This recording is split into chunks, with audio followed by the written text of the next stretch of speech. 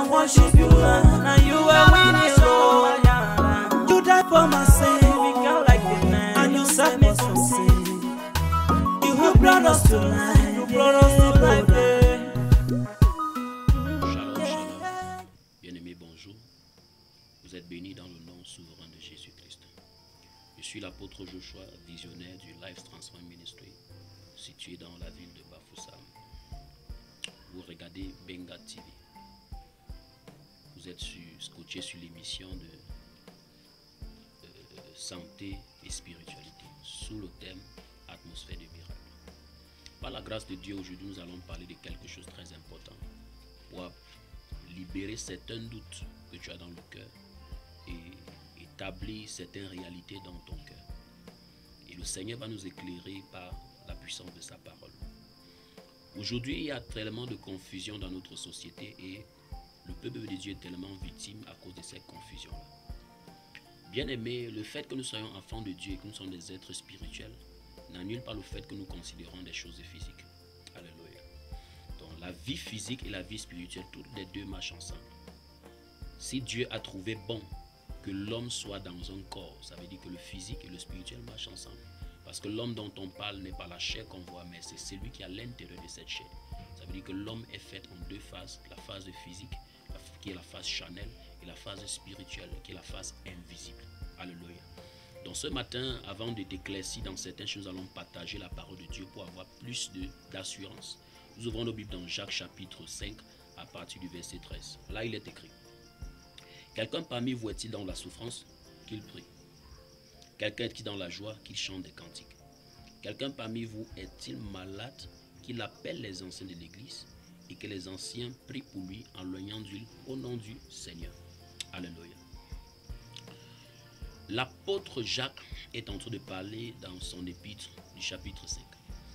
Et la Bible est claire là-dessus. L'apôtre Jacques, c'est l'un des disciples qui avait suivi Jésus pendant tout son ministère. Et l'apôtre Jacques également, c'est un homme qui transporte la révélation de la parole de Dieu. Maintenant, il s'adressait à qui? Il s'adressait aux chrétiens. Il s'adressait aux hommes que nous sommes. Et il disait: est-ce qu'il y a quelqu'un parmi vous qui est dans la souffrance? Que cette personne prie. Pourquoi est-ce qu'il insiste du fait que nous avons prié lorsque nous sommes dans la souffrance? Bien aimé, parce que l'absence de la prière dans la vie d'un homme, c'est la présence de la souffrance. Ça veut dire que le jour où la prière est absente dans ta vie, la souffrance va prendre place. Parce qu'un corps ne doit jamais être vide. Soit il est occupé par le Seigneur, ou il est occupé par autre chose. Alléluia. Et il dit: quelqu'un parmi vous est-il malade? Qu'il appelle les anciens de l'église et que les anciens prient pour lui en l'oignant d'huile au nom du Seigneur. Là, ce sont des cas de maladie spirituelle. Aujourd'hui, il y a une confusion dans le corps de Christ. Et nous avons entendu certains de nos frères dire que ce n'est pas normal qu'un chrétien est malade. Ce n'est pas normal qu'un homme de Dieu soit malade. Bien aimé, c'est faux. Je ne suis pas en train d'amener un débat. Je suis en train d'apporter un point de vue et une clarification par rapport à certains doutes que tu as dans ton cœur. Parce que le monde est gouverné par la spiritualité, mais nous n'ignorons pas aussi le cadre physique. Alléluia. Parce que pour quelqu'un qui rencontre des situations difficiles, nous n'allons pas seulement conclure que c'est parce qu'on l'a fait quelque chose de négatif qu'il est en train de traverser cette situation. Quelqu'un qui est malade ne va pas non plus dire que c'est parce qu'il y a des choses mystiques ou spirituelles cachées dans sa vie qu'il est malade. Alléluia. Par exemple, un chrétien, la maladie d'abord c'est quoi? C'est lorsque le corps ou la chair de l'homme est affligée. C'est ça qu'on appelle une maladie. Lorsque ta chair est affligée, c'est une maladie. Donc ta chair peut être affligée d'une manière ou d'une autre. Ne me dis pas que toi en tant que chrétien, si tu as une blessure et tu es affligé, ça saigne, tu vas aller te mettre à la maison prier pour que le Seigneur te guérisse. Non. Va à l'hôpital, suis un traitement, on doit nettoyer ta plaie, on doit stériliser ta plaie et tu dois suivre un traitement pour obtenir la guérison parfaite. Alléluia. Par exemple, toi en tant que chrétien, tu as travaillé durant toute la journée, tu as travaillé dur. Et nous savons réellement, nous sommes dans la région de l'Ouest. Pendant que je parle, les gens de l'Ouest m'écoutent attentivement. Nous sommes dans la région de l'Ouest et nous savons que chaque période dans la région de l'Ouest, il y a certaines maladies qui sont en train d'affliger, qui affligent la population par rapport à la saison que nous traversons. Actuellement, nous sommes en saison pluvieuse. Tu vas rencontrer plusieurs personnes qui toussent, ils ont des toux chroniques et ils ont plusieurs maladies qui les affectent, le palu et tout et consort. Tu ne vas pas me dire que tu vas aller à la maison te mettre à prier pour que le Seigneur te guérisse de la toux. Non. Tu connais ce qu'il faut prendre par rapport à la toux. Va dans une pharmacie, la pharmacie qui est proche de ta maison, achète quelques médicaments là-bas et tu suis un traitement approprié et tu vas recevoir ta guérison. Alléluia. Il est bien vrai, l'homme ne guérit pas, l'homme suit le traitement, mais c'est Dieu qui guérit. Donc Dieu se base d'abord sur ce que tu as pour pouvoir intervenir dans ta vie. N'oublie pas que lorsque le Seigneur Jésus a multiplié les pains et les poissons avec ses disciples pour partager au peuple, il a demandé à ses disciples, qu'est-ce que vous avez? Et il lui a dit, mais nous avons 5 pains et 2 poissons, et autant pour moi. Et la Bible dit, nous fait maintenant comprendre que Jésus a multiplié cela. Pourquoi? Parce que les disciples avaient aussi présenté ce qu'ils avaient. Donc pour que Dieu parvienne à te guérir, tu dois d'abord montrer le désir de la guérison. Tu dois d'abord montrer l'envie d'être guéri. Alléluia. Donc quand tu constates dans ta chair que tout ne va pas bien, tu es malade, premièrement, va à l'hôpital, essaye de faire des examens. Qu'est-ce que les examens disent? Qu'est-ce que les docteurs disent? Si tu suis ton traitement et qu'au fil du temps, tu découvres que réellement ça n'avance pas, tu as pris des médicaments et ça n'a pas changé. Là maintenant, tu peux accomplir le verset biblique qui dit, est-ce que quelqu'un parmi vous est malade? Qu'il parte vers les anciens de l'église. Là maintenant, tu pourras te rapprocher d'un ancien de l'église ou ton pasteur dans ta congrégation pour qu'il prie pour toi. Pourquoi? Parce que la maladie maintenant a traversé dans le cadre spirituel. Alléluia.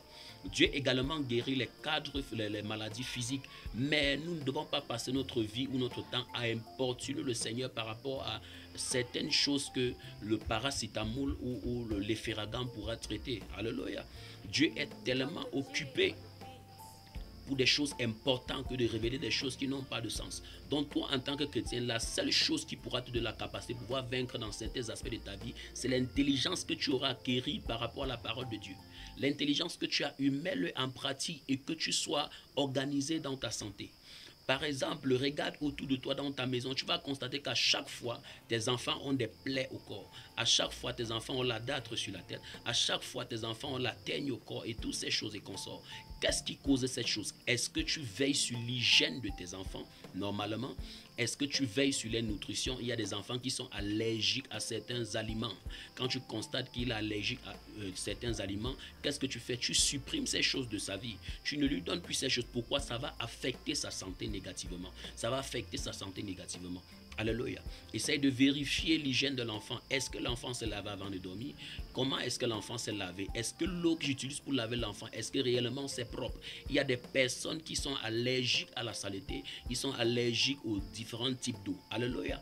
Donc toi, en tant que chrétien, mesure tous ces paramètres-là pour te rassurer que tu auras des raisons pour pouvoir dire que la maladie que tu as, c'est une maladie spirituelle. Ne conclue pas tout juste parce que tu t'es couché la nuit, tu t'es levé le matin et tu as mal à la tête. Directement, tu constates, tu considères que c'est spirituel. Bien aimé, ce n'est pas forcément spirituel. Alléluia. Nous sommes réellement conscients des choses spirituelles, mais ne soyons pas inconscients des choses charnelles. N'oublie pas que toi qui me regardes, tu es une personnalité qui habite dans un corps. Amen. Donc le corps, c'est ton corps, c'est ton vêtement. C'est ce que Dieu avait prévu au départ, avant que Adam ne pêche contre Dieu. Le corps était le vêtement de l'homme. Donc le corps de l'homme peut être affligé par une maladie physique, mais lorsque c'est spirituel, c'est l'âme de l'homme qui est affligée. Et ça se manifeste charnellement. Alléluia. Ne me dis pas que quelqu'un qui s'est heurté le pied et qui a une égratignure ou une blessure sur son corps, et là d'aller à l'hôpital suivre les examens, à l'hôpital suivre un traitement, il va aller se mettre à la maison prier pour que le Seigneur lui guérisse. Bien aimé, c'est hors sujet. En réalité, même devant Dieu, tu vas paraître comme un blagueur. Amen. Prenons les choses spirituelles au sérieux. Entrons dans les choses sérieuses. En tant que chrétien, on ne va pas mélanger ce qui est charnel et ce qui est spirituel. Parce qu'aujourd'hui, il y a tellement de mélange à ce qui concerne l'œuvre de Dieu. On ne sait plus quand des choses sont spirituelles. On ne sait plus quand les choses sont physiques. Il suffit que le chrétien a mal à la tête, il appelle le pasteur. Il suffit que le chrétien a mal au pied, il appelle le pasteur. Or, il sait qu'en prenant un seul comprimé, le mal de tête va disparaître. Bien aimé, sois discipliné dans ta vie. Sois organisé dans ta vie. Le Seigneur te donne la sagesse. Pourquoi? Pour que ta vie soit contrôlée par la sagesse qu'il t'a donnée. Pour que ta vie soit contrôlée par l'intelligence qu'il t'a donnée. que ta vie soit contrôlée par ce que tu auras acquis de la révélation de la parole de Dieu. Alléluia. Il dit, quelqu'un parmi vous est-il dans la souffrance qu'il prie? D'abord, toi, en tant qu'enfant de Dieu, pourquoi la souffrance va s'installer dans ta vie? Ça veut dire que l'absence de la prière était. Donc, si la prière est absente dans ta vie, il y a de quoi la souffrance va s'installer. Alléluia. Toi, tu veux fuir des maladies qui existent là-dehors. Tu vas constater qu'à l'ouest, en saison sèche, la majorité des personnes à l'ouest en saison sèche traversent des situations difficiles. Ils ont des problèmes de nerfs, des problèmes de maux de tête. Constamment à l'ouest, c'est ce qui se passe. Pourquoi? À cause de la pression du soleil. Tous vont au champ pendant la saison sèche. Nous savons toute la saison sèche à l'ouest. Tout le monde est en train de récolter le haricot. Et pendant qu'on récolte sous le soleil intense, ça va affecter tes nerfs et ça va déclencher les maux de tête. L'hémorragie aussi. Est-ce que tu vas dire que ce sont des attaques spirituelles? Non. Essaye d'examiner ta journée. Comment est-ce que ta journée était? Actuellement, nous sommes en période de vacances. Donc, il y a de quoi, il y aura des différentes maladies dehors actuellement. Mais ce n'est pas la cause de la sorcellerie ou la cause des choses spirituelles. Les enfants qui vont quitter de la ville, par exemple de Douala, quitter de Yaoundé, venir en Bafoussam pour les vacances. Premièrement, tu vas constater que l'enfant va tomber malade. Qu'est-ce qui se passe? Il y a eu ce qu'on appelle un changement de climat. Le climat où il était n'était pas le même climat de l'ouest où il se trouve. Donc il y a de quoi l'enfant va être affligé dans sa chair, affligé dans sa peau. Il va falloir du temps pour l'enfant pour qu'il puisse s'adapter au système de cette ville où il se trouve. Alléluia. Donc tout ce qui surgit dans nos vies comme maladie n'est pas forcément mystique. Essayons d'examiner comment est-ce que nous passons nos journées, comment est-ce que nous gérons notre vie, quelles sont les situations qui nous entourent, quelles sont les situations dont nous traversons, quelles sont des choses que nous consommons comme aliments, quelles sont des choses que nous avons autour de nous. Amen. Par exemple, tu vas constater quelqu'un qui a constamment mal à la poitrine, constamment mal au ventre. Est-ce que tu bois suffisamment d'eau au courant de ta journée? Qu'est-ce que tu consommes pendant la journée?